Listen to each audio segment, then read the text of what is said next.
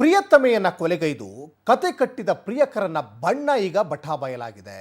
ಕೊಲೆ ಮಾಡಿ mobile blast ಕತೆ ಕಟ್ಟಿದ ಕಿರಾತಕ ಈಗ ಅರೆಸ್ಟ್ ಆಗಿದ್ದಾನೆ. ಸ್ವಂತ ಪ್ರಿಯತಮೆಯನ್ನೇ ಕೊಲೆಗೈದು ಆ ಪ್ರಿಯಕರ ಕತೆಯನ್ನು ಕಟ್ಟಿದ್ದ.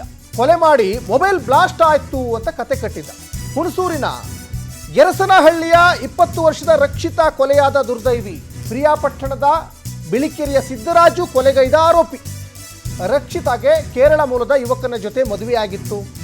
ಮದುವೆಗೆ ಮುನ್ನವೇ ಸಿದ್ದರಾಜು ಜೊತೆ ರಕ್ಷಿತಾ ಲವ್ವಿ ಡವ್ವಿ ಕೂಡ ಇತ್ತು.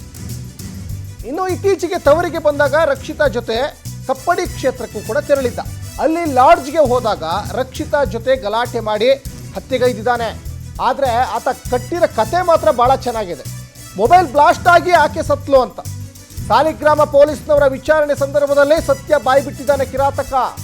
ಇದು ಪ್ರಿಯತಮೆಯನ್ನ ಕೊಲೆಗೈದು ಕತೆ ಕಟ್ಟಿದ್ದಾನೆ ಪ್ರಿಯಕರ ಅನ್ನೋದು ಕೂಡ ಗೊತ್ತಾಗ್ತಾ ಇದೆ. ಯಾಕಂದರೆ ಇತ್ತೀಚಿನ ದಿನಗಳಲ್ಲಿ ಪ್ರಿಯತಮೆಯನ್ನ ಪ್ರಿಯಕರ ಕೊಲೆ ಮಾಡೋದು ಅಥವಾ ಸ್ವಂತ ಗಂಡನನ್ನೇ ಪ್ರಿಯಕರನ ಜೊತೆಗೂಡಿ ಸ್ಕೆಚ್ ಹಾಕಿ ಕೊಲೆ ಮಾಡುವಂಥದ್ದು, ಇಂಥ ಘಟನೆಗಳು ಸಾಕಷ್ಟು ನಡೀತಾ ಇದ್ದಾವೆ.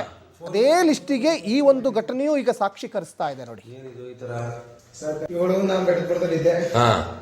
ನಾವು ದೇವಸ್ಥಾನಕ್ಕೆ ಹೋಗಿರೋಲ್ಲ, ಸುಮಾರು ಜನ ಇರ್ತಾರೆ, ಹೋಗೋಣ ಅಂತ ಅಂದು. ಇವ್ ನೀ ಸ್ವಂತ ಹೇಳ್ತೀರಾ? ಹೇಳ್ತಿ ಅಂದ್ರೆ ನಾನು ಸ್ವಂತ ಹೇಳ್ತೀನಿ, ನಮ್ಮ ಮಾವನ್ ಮಗಳ ನಮ್ಮ ಮದುವೆ ಆಗ್ಬೇಕು. ಸರಿ, ಆಯ್ತು, ತೊಂದ್ರೆ ಇಲ್ಲ. ದೇವಸ್ಥಾನಕ್ಕೆ ಹೋಗೋಣ ಅಂತ ಹೇಳಿದ್ದು. ಅದಕ್ಕೆ ನಾವು ಹಿಂಗೆ ಈ ಕಡೆಗೆ ಬಾ, ಈ ಕಡೆಗೆ ಬಾ. ತುಳಿ ಬೇಡ, ಹಂಗ ಬಾ. ಕಪ್ಪಡಿ ದೇವಸ್ಥಾನ ಐತಲ್ಲ, ಕಪ್ಪಡಿ ದೇವಸ್ಥಾನಕ್ಕೆ ಹೋಗಿದ್ವಿ. ಅಲ್ಲಿಂದ ಬಂದ್ವಿ. ನನ್ಗೆ ಆಯ್ತಲ್ಲ ತಲೆ ಸುತ್ತು, ಊಟ ಮಾಡಿಲ್ಲ, ನನಗೆ ರೂಮ್ ಮಾಡು ಹೋದ್ಮೇಲೆ ಅಂತ ಹೇಳಿದ್ರು. ಸರಿ, ನಾವು ಅಜ್ಜಿ ಅವರಿದ್ರು, ರೂಮ್ ಮಾಡಿದ್ವಿ. ರೂಮ್ ಮಾಡಿದ್ಬಿಟ್ಟು ಬಂದ್ವಿ. ನನ್ ಹೊಟ್ಟೆ ಊಟ ತಗೊಂಡಿದ್ದು ಸರಿ ಅಂತ ಹೇಳಿದ್ರು. ನಾನು ಹೋಗಿ ಊಟ ಕಟ್ಟಿಸ್ಕೊಂಡ್ ಬಂದೆ. ಫೋನ್ ಮಾಡಿದ್ವಿ, ಫೋನ್ ಸ್ವಿಚ್ ಆಫ್ ಆಗಿತ್ತು. ಏನಿದು ಈ ತರ? ಸರ್, ಕರೆಂಟ್ ಹೊಡೆದ್ರು ಸರ್. ಕರೆಂಟ್ ಚಪ್ಪಲಿ ಯಾಕೆ ಮೇಲೆ ಆಯ್ತು? ಅಲ್ಲಿ ಮಲಗಿರೋದು, ಅಲ್ಲಿ ಚಾರ್ಜ್ ಹಾಕಕ್ ಹೋಗಡೆ ವೈಟ್ ಡ್ಯಾಮೇಜ್ ಆಗಿ ನೋಡಿದ್ರೆ ಸೆಕೆಂಡಿಗೆ ಆಗಿರೋದು. ಇದೇ ಕಟಿಂಗ್ ಪ್ಲೇಟ್ ಏನಿದು? ಈಗ ನಾವು ಡೋರ್ ಓಪನ್ ಮಾಡಿತ್ತು. ಅವ್ರನ್ನ ಕೇಳಿ ಹೋಟ್ಲವ್ರೆ ಡೋರ್ ಯಾಕೆ ಓಪನ್ ಮಾಡಿದ್ರೆ ಅವ್ರು ಚಿಲ್ಕಾಕೊಂಡಿಲ್ಲ. ಓಪನ್ ಮಾಡ್ತಾರೆ ಅಂದ್ಬಿಟ್ಟು ನಾವು ಹೋಗಿ ಸಾಕಾಗಿ ಫೋನ್ ಮಾಡಿ ಫೋನ್ ಸ್ವಿಚ್ ಆಫ್ ಆಗಿತ್ತು, ಅದಕ್ಕೆ ಹೊಡೆದಾಕಿತ್ತು.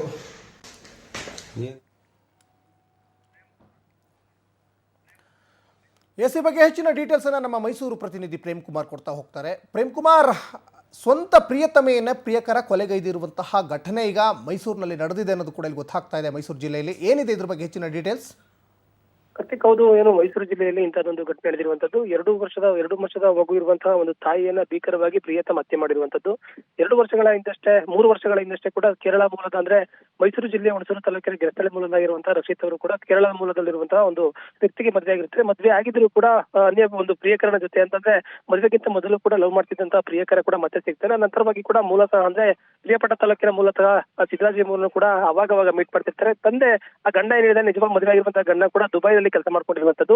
ಈ ಹಿನ್ನೆಲೆಯಲ್ಲಿ ಕೂಡ ಅವರ ಪ್ರಿಯತಮನ ಸಿದ್ದರಾಜನ ಜೊತೆ ಕೂಡ ಅನೈತಿಕ ಸಂಬಂಧವನ್ನು ಹೊಂದಿರುವಂತಹ ಹಿನ್ನೆಲೆಯಲ್ಲಿ ಕೂಡ ಕೆಲವು ದಿನಗಳಿಂದಷ್ಟೇ ಕೂಡ ಬಲವಂತವಾಗಿ ಎಲ್ಲೆಲ್ಲೂ ಕರ್ಕೊಂಡು ಹೋಗ್ತಾ ಇರ್ತಾರೆ ಸಂದರ್ಭದಲ್ಲಿ ಕೂಡ ಸ್ಥಳೀಯವರು ಮನೆಯವರು ಕೂಡ ಸಿದ್ದರಾಜ ಜೊತೆ ಹೋಗ್ಬಾರ್ದು ಅಂತ ಹೇಳಿ ಕೂಡ ಮನೆಯವರು ಒಂದು ಆಗ್ರಹವನ್ನು ಪಡಿಸಿರ್ತಾರೆ. ಆದ್ರೆ ಆ ಹೆಂಡತಿ ಏನು ರಕ್ಷಿತ ಏನಿದೆ ಕೂಡ ಅವರು ಅವಾಗ ಅವರ ಪತಿ ಜೊತೆ ಹೋಗ್ತಾ ಇರ್ತಾಳೆ.